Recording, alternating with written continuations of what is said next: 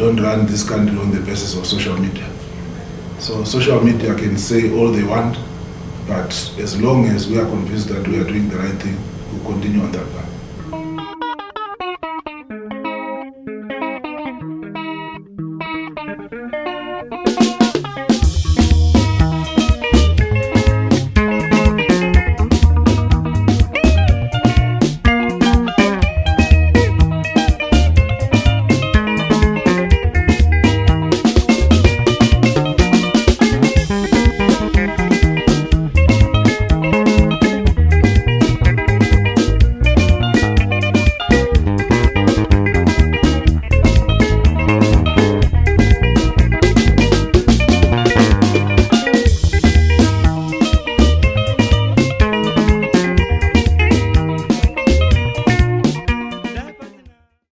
Just a brief history about yourself. Yeah. Up to the time when you joined the banking sector. Okay, I'm John Mushawan, born in Kutu, and I've been a banker all of my life, and I spent time at Standard Chartered Bank, and left Standard Chartered Bank at a very senior level, and started FBC in 1997, and I've been at FBC since then until His Excellency decided to appoint me Governor of the Central Bank. That's my life. That's your life. It's a life of banking. A life of banking. Yeah. So what were your major highlights during your tenure as CEO of FBC? Well, I think the performance of FBC speaks for itself. Started FBC as a one branch bank. In fact, the branch was in Shawani, not even in Harare, and grew it. And grew the bank to one of the largest banks in the country. And I think my signature project was just before I left FBC.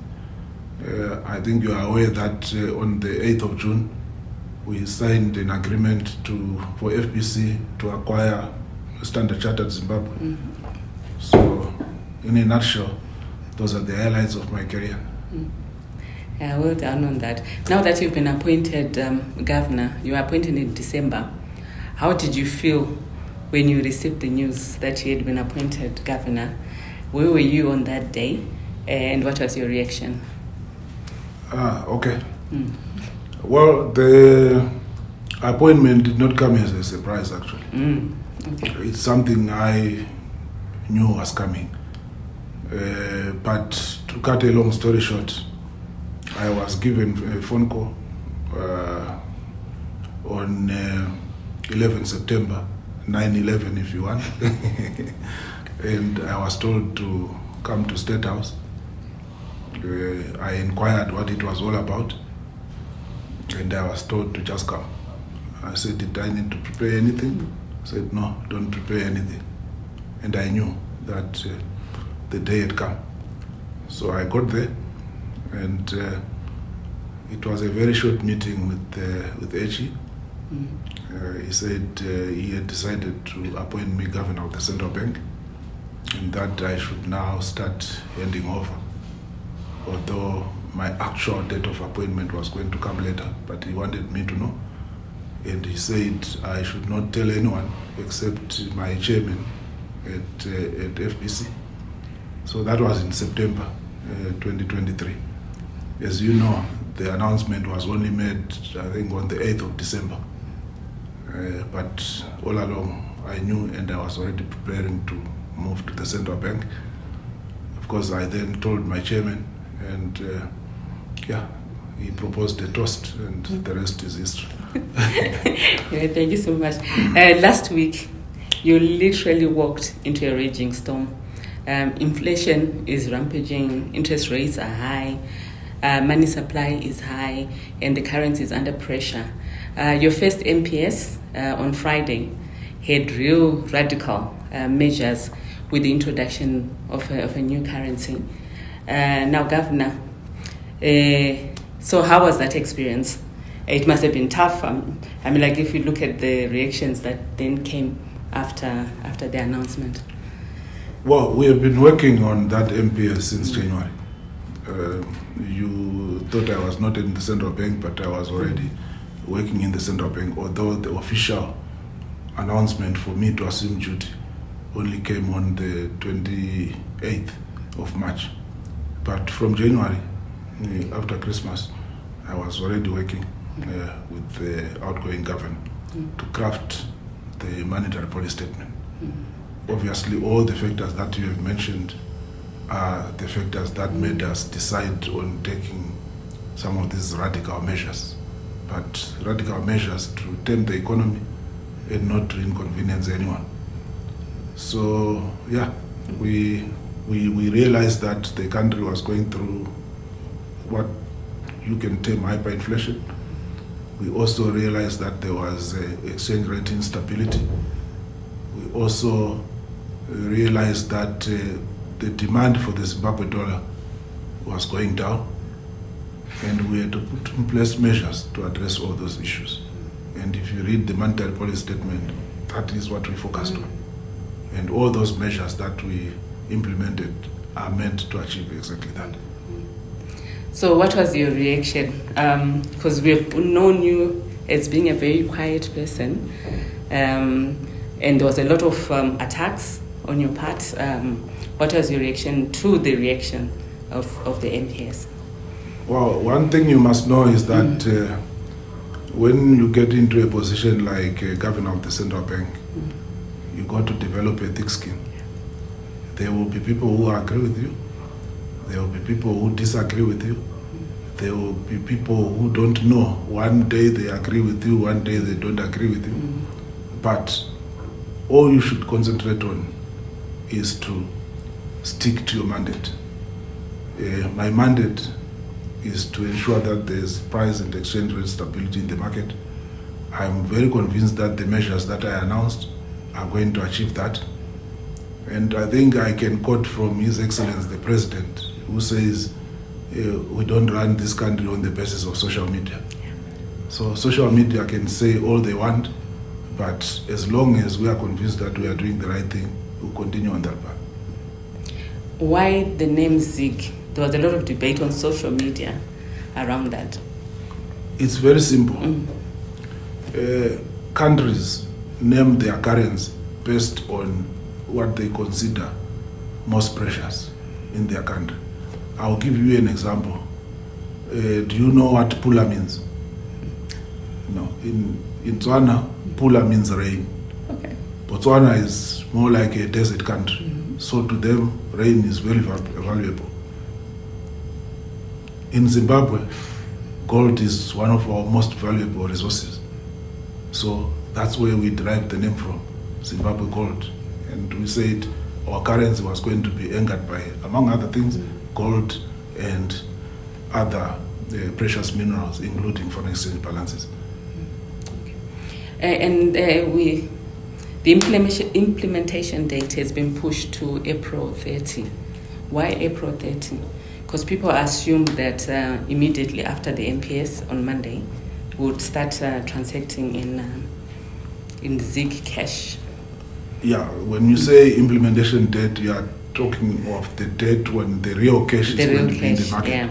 But the actual implementation date was the 5th of April. I think if you have a bank account, you would have received a message from your bank right now to say your balance has been converted and this is your new balance. And some banks are still fine-tuning, but the majority of the banks are ready to transact as we speak. As regards the cash, you have to know that when you are introducing a currency, especially a new currency, there has to be an educational campaign. You can't just go and give someone in Berengwa a ZiG note and say this is the new money, because you know what can happen. Unscrupulous people can print a note on bond paper and go and say this is the new ZiG to someone who is not aware, and that person can part with a valuable commodity like a cow or anything. So we decided that as RBZ, we are going to have an information blitz where we will go to every corner of the country, educate them on the features of the currency, so that when we then roll out the currency, it will be a currency that everyone fully understands and a currency that everyone is ready and willing to accept. Yeah. So how much is going to be released on the day? We are going to release enough money to satisfy the transactional needs of the country.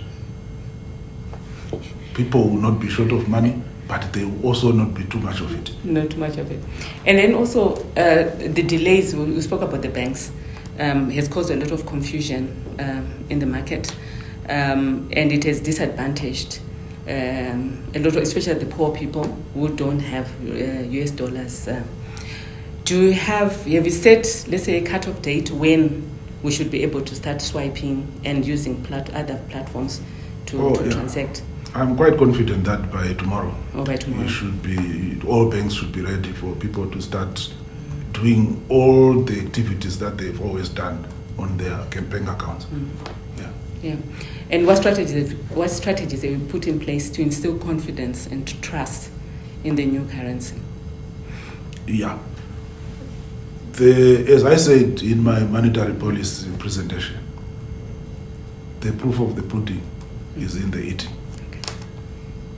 ZiG is going to be fully convertible.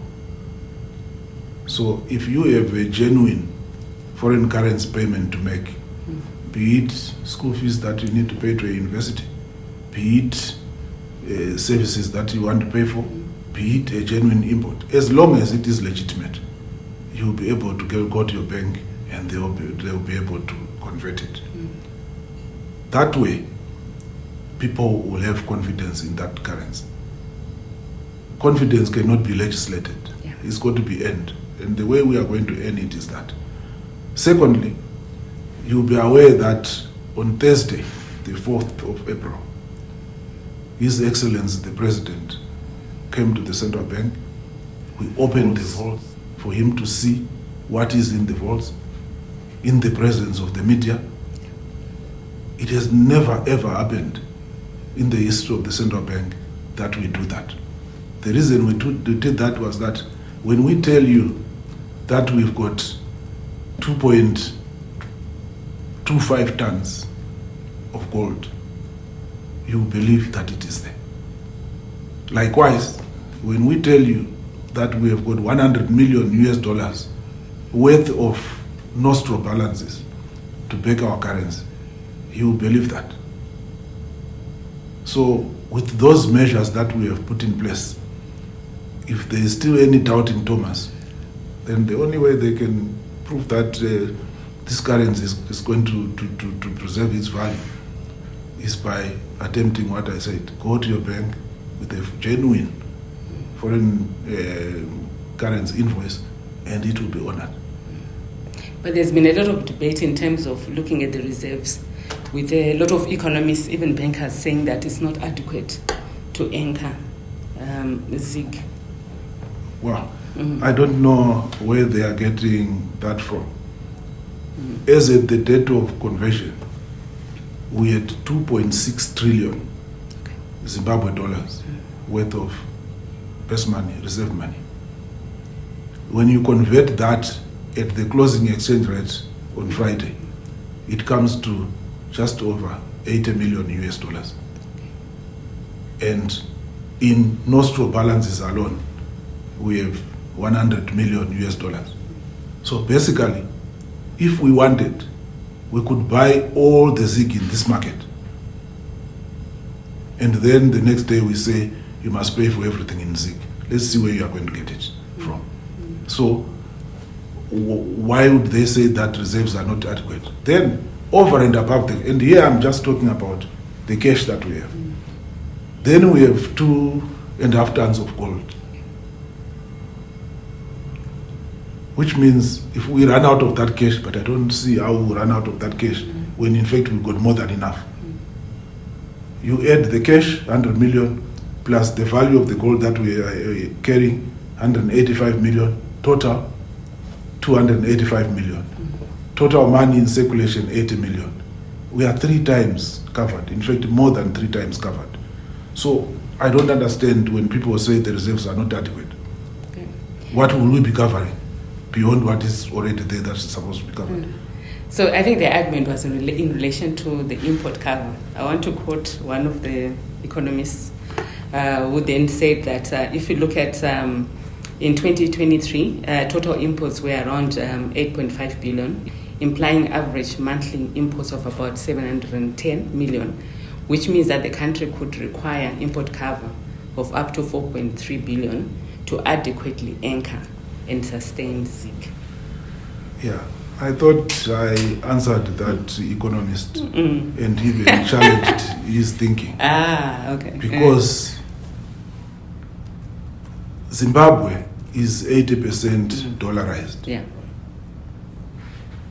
And then we are saying of the 20% that was not in US dollars, we can actually make it all US dollars overnight if we wanted, because we've got more than enough cover.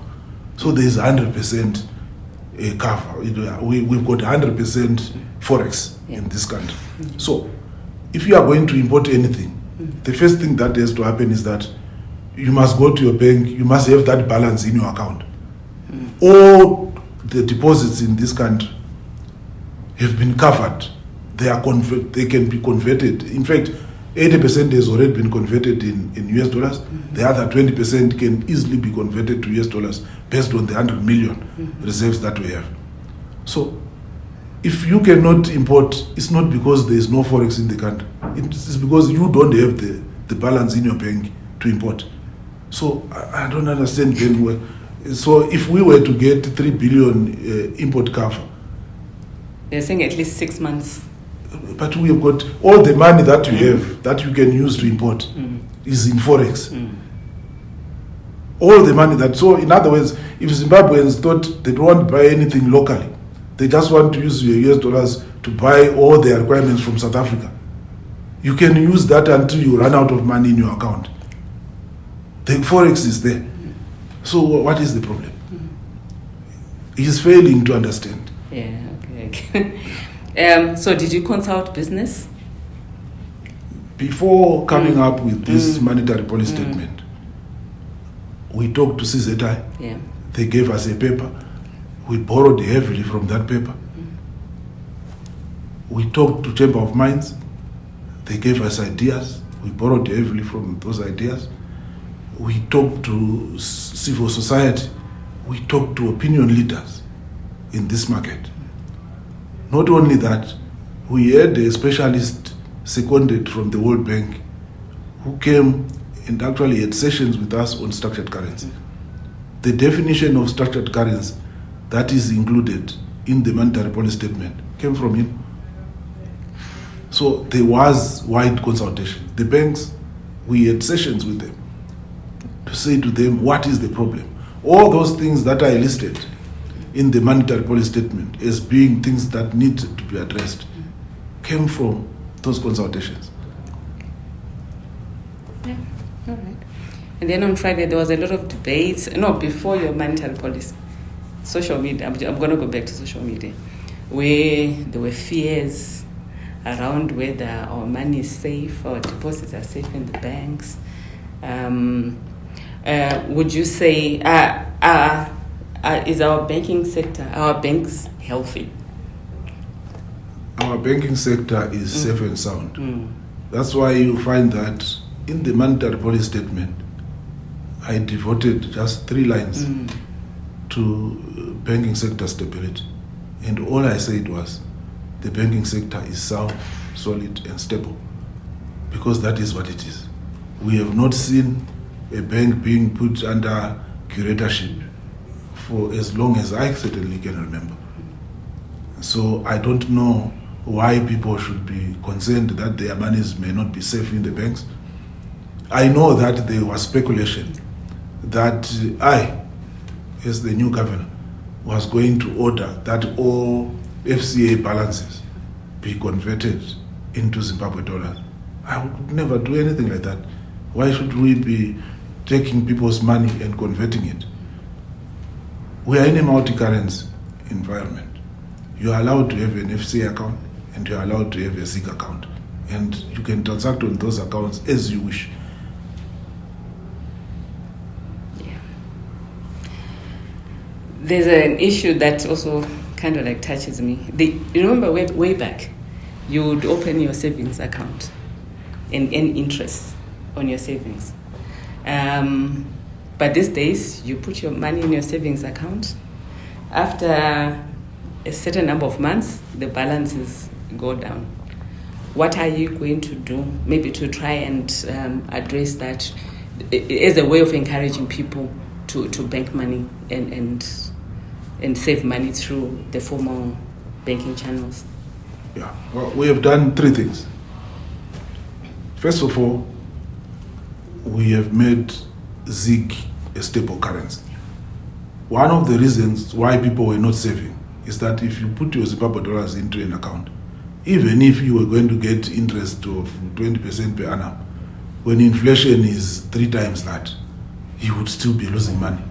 When the exchange rate is moving against you, you would still be losing money.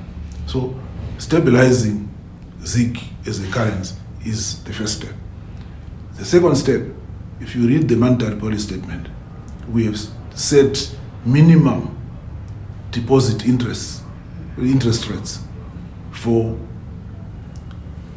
FCA deposits, savings and fixed, and for ZiG deposits, savings and fixed.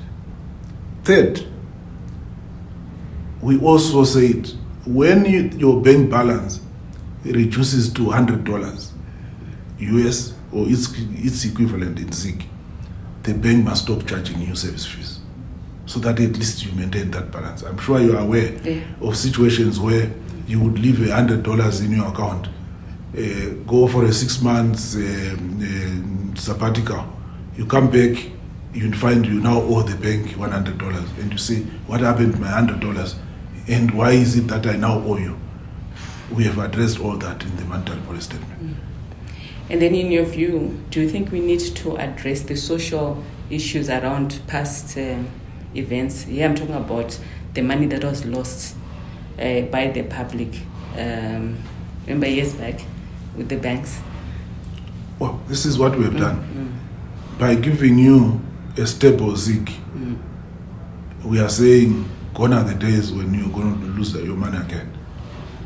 Your money will be safe, your money will grow, your money will be convertible. Yeah. But are we addressing, I mean, I know a lot of people lost money. Is anything being done? Well, those losses were addressed through the various legacy debts that were put in place. And so we think people have been adequately compensated in that regard. And then there's the issue of people manipulating. You know, in Zimbabwe, there are certain people, all they do now, black market. What strategies have you put in place to deal with people that are manipulating the foreign exchange rate on the black market? What I can tell you is that the days of illegal money changers are numbered. Why? Because ZiG is fully convertible. If you have a genuine need for Forex, let's say you have an invoice to pay in Forex, you go to your bank, and that Forex will be available to you, and they debit your ZiG account if you've got the money in the account. The only people who are likely to go to the parallel market are people who are buying ZiG for illegal purposes, who are buying US dollars for illegal purposes. But if you have got a legal, genuine need, there is absolutely no reason why you should go to the parallel market. Because we have a currency which is fully covered. If you've got ZiG and genuinely you want to convert it into US dollar for a legitimate transaction, that transaction will go through. Yeah. But then there's a small group that does it. And nothing happens. Remember on Monday, when we wake up on Mondays, we are told somebody's determining the rate. So obviously, I'm sure through your investigations, those things should have been uncovered. Well, the exchange rate determination going forward under ZiG is going to be market determined, just like we have done since January. But you will find that because there will be a demand for ZiG, ZiG might actually be strengthening instead of going the other way. I'm sure you have seen in the monetary policy statement that we put in there the fact that come next QPD in June, 50% of the QPD dues are going to be paid in ZiG. There is only US $80 million worth of ZiG in circulation in this market. 50% of QPDs are way in excess of 80 million. There is going to be a huge demand for ZiG. And everyone I have talked to, I've been saying, if I were you, I would start accumulating ZiG now. Because you might find that by the time we get to June, it will be so expensive that you'll be losing out. Okay. And then the Forex auction flow, what's the future? The auction flow is dead. We are not going to be doing auctions anymore. What the central bank is going to do is that of the 25% surrender requirements that we are going to collect from exporters, 50% of that money will be put on the market immediately for banks to buy and on sale to their customers. And then the other 50% will be bought by Treasury, partly for their needs and also partly to increase the reserves at the central bank. Yeah. And then going to quasi activities, how do you plan to deal with this? I know you mentioned it. All quasi fiscal obligations were transferred to Treasury. And I think I did say, going forward, I'm going to be doing my job as governor of the central bank. I have no intention of doing Secretary Guamatanga's job. Neither is he any intention of doing my job. So that's the end of it. There are not going to be any quasi-fiscal operations. You said over a dead body. Yes. But there's always pressure from who? From Treasury, from other government arms. The central bank, for your information, is an independent body. Okay. Read the Reserve Bank Act, and it's clearly spelled out there. If we are going to do QFOs, it will be because we want to do it, not because someone has forced us to do it. But I said we are not going to do it. So that's the end of the story. We shall quote and speak about it in a few years to come. Yes. Yeah, anyway, thank you so much. I just wanted to touch a little bit on the money supply issues. How will the central bank manage money supply movements to prevent exchange rate depreciation? What assurance is there that there will be a break from the past? Yeah. What we have said in the monetary policy statement is that any increase in money supply will have to be matched by an increase in reserves. In other words, for us to introduce more money in the market, it will be after we have created reserves to cover it. And that is very clear, and that is the path that we are going to walk.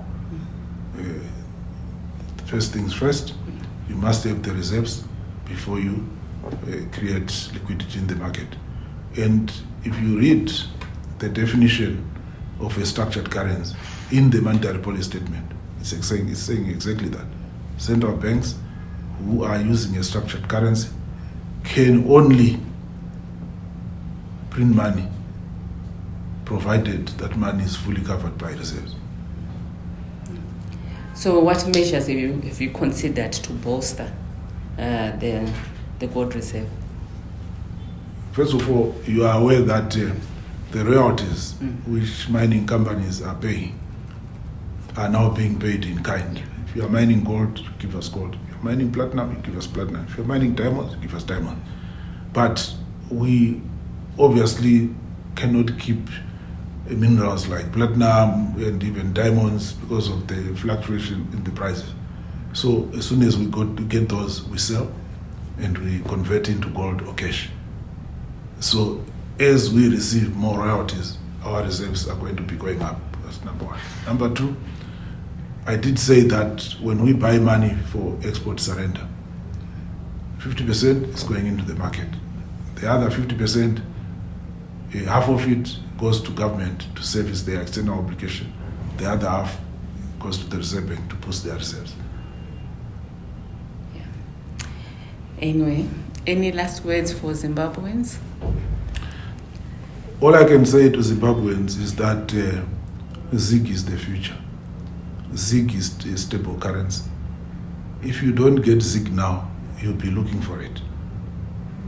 As early as June this year, everyone will be hunting for ZiG. So if I were you, why start June? buying ZiG. Why June? QPD. Yeah. All right. Thank you so much. Yeah, thank you. I think you also wrote in your papers that someone was trying to get me removed from being governor. Oh, yeah. Yes. Yeah. And what's the position on that? well, the position is that FBC is a listed company. Oh, yeah. The share register of FBC is a public document. Any company that is registered in Zimbabwe, the records are at the company's registry. If you go there and you find my name, it's fine. Okay. Does that answer you? Yes, I wasn't sure whether to ask it because of... But you wrote it, so you must... why are you not asking? Yeah, okay. We shall do that. So you must go and retract your story. We'll go there and look at the records. Yeah. Anyway, thank you so much.